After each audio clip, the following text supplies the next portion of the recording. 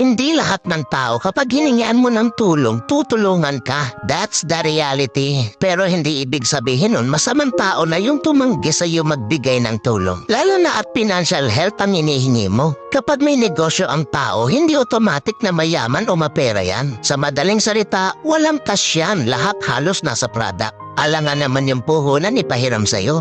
Huwag po natin i-normalize yung ganyang ugali na inoobliga yung hinihingian. Kapag may naitulong, thank you. Kung wala, move on. Walang responsibilidad ang tao sa'yo. That's a fact, not unless lahat ng tao may problema sa mundo. Hindi mo lang alam kasi nakapokus ka sa problema mo. Kaya kapag natanggihan ka, huwag magdamdam. Intindihin mo din yung taong hinihingian mo ng tulong. At the same time, bago ka humingi ng tulong, tulungan mo din ang sarili mo. Dahil di palagi may ibang tao na tutulong sa'yo.